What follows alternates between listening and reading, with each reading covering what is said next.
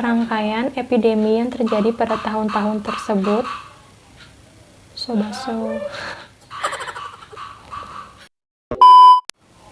Assalamualaikum warahmatullahi wabarakatuh. Selamat datang di channel aku. Untuk kalian yang baru nonton, boleh dong bantuannya untuk subscribe di bawah ini, karena setiap minggunya akan ada video-video menarik atau informasi-informasi terbaru untuk kalian tonton.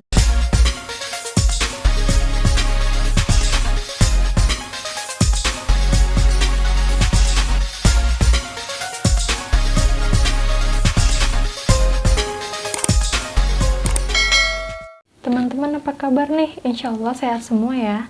Yang pada libur atau yang kerja di rumah, jangan bandel ya. Udah ngedown dulu di rumah sambil nonton channel aku, sambil cemil, sambil nyantai. Pokoknya jangan keluyuran deh, apalagi nge-mall, ngarisan, atau liburan ke puncak, bahkan ke pantai. Pokoknya jangan. Biar virus yang lagi heboh ini nggak nambah banyak teman-teman. Jangan perkara kalian suntuk, kalian keluyuran kemana-mana ya. Itu bisa mengakibatkan kalian tertular, atau mungkin kalian yang udah kena bisa menularkan ke orang-orang. Jadi stay at home, jangan sering-sering keluar, batasi ya. Di situasi sekarang ini kita harus tahu diri.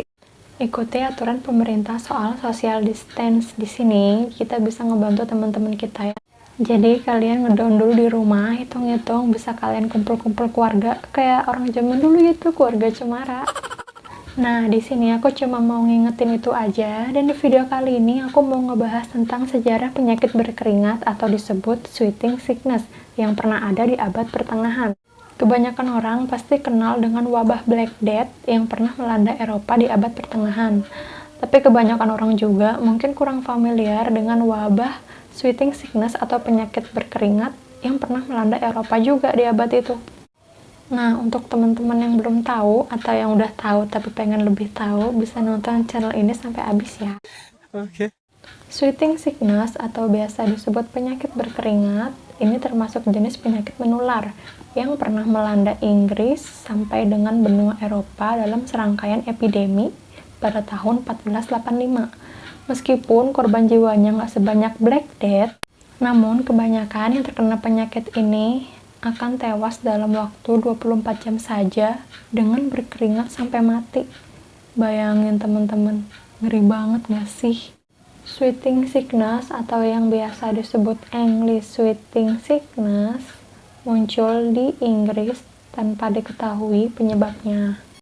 Epidemi ini pertama kali muncul di tahun 1485, lalu kemudian berulang kembali pada tahun 1508, 1517, 1528, dan 1551. Nah, epidemi ini awalnya hanya melanda Inggris, namun pada tahun 1528 wabah ini menyebar ke benua Eropa. Salah satunya ke Hamburg, Polandia, Belanda, hingga Rusia. Nah, epidemi yang terjadi pada tahun-tahun tersebut memiliki kematian yang sangat tinggi. Nah, di sini yang lebih parah ya teman-teman, setelah tubuh ngerasa nggak dingin lagi, perlahan tubuhnya itu akan terasa panas hingga berkeringat hebat. Lalu diikutin rasa sakit kepala luar biasa, mengigau, nadi cepat, dan rasa haus luar biasa disertai keringat.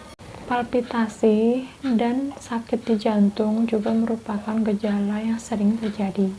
Kematian dapat terjadi hingga 3 jam sampai 18 jam setelah munculnya gejala pertama.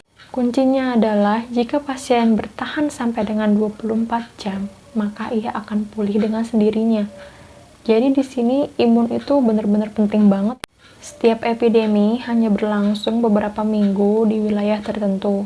Biasanya ini terjadi pada saat musim panas atau awal musim gugur.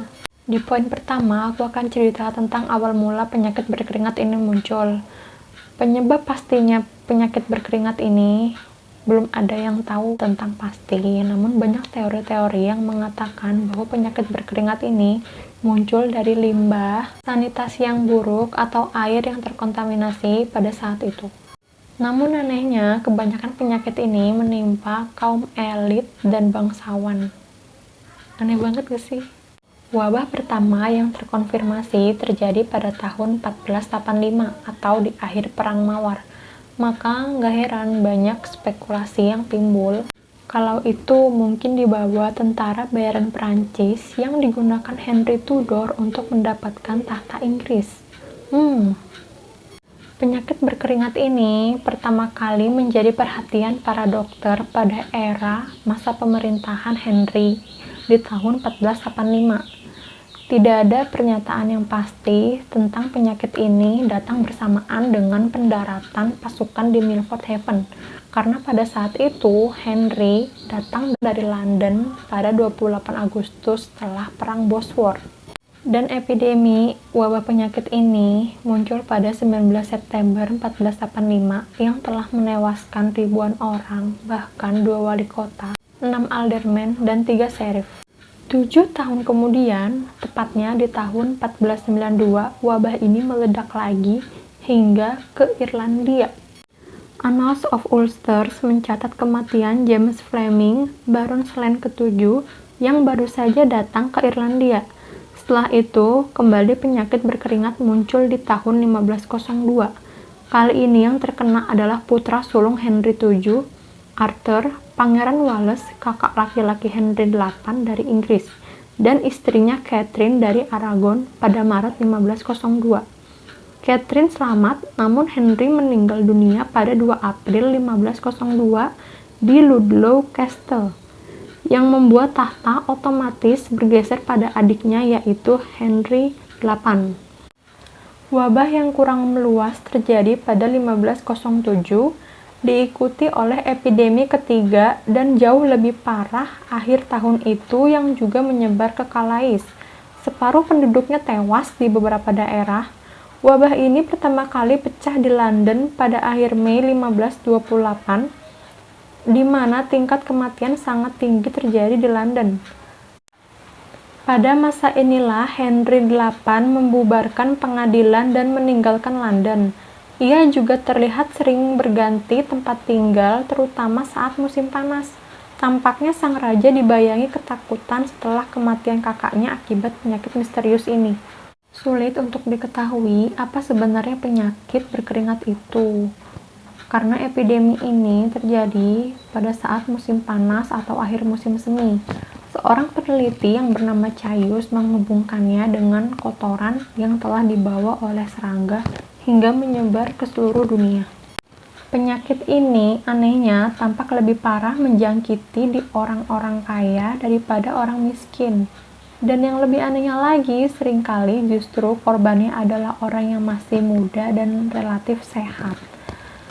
Poin kedua, aku mau cerita tentang penelitian modern nih. Beberapa peneliti telah mencatat bahwa gejala penyakit berkeringat ini tumpang tindih dengan sindrom paru hantavirus.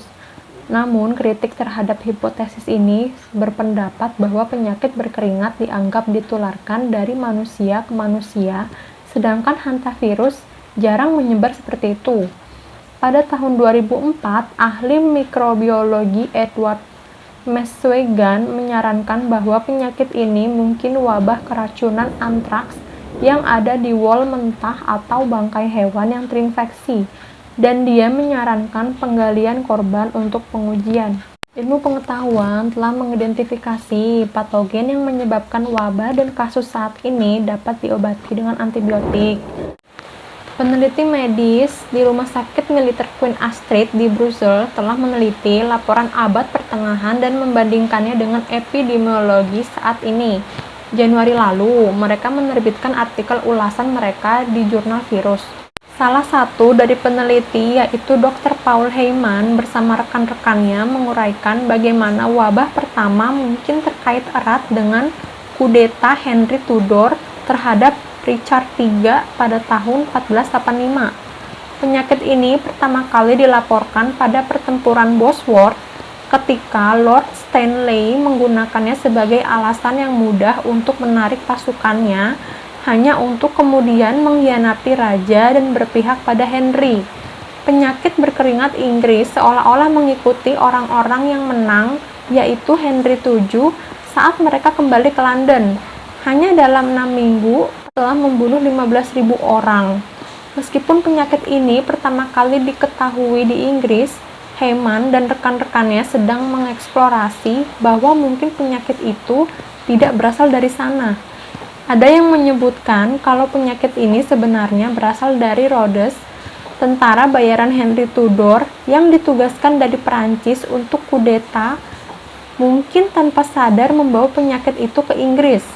Setelah perolehannya selama kampanye melawan Kekaisaran Ottoman di Rhodes pada tahun 1480. Setelah sebanyak 2.000 orang meninggal di London pada tahun 1528, penyakit ini kemudian mewabah pula ke Hamburg, Jerman, di mana lebih dari 1.000 kematian terjadi dalam sebulan.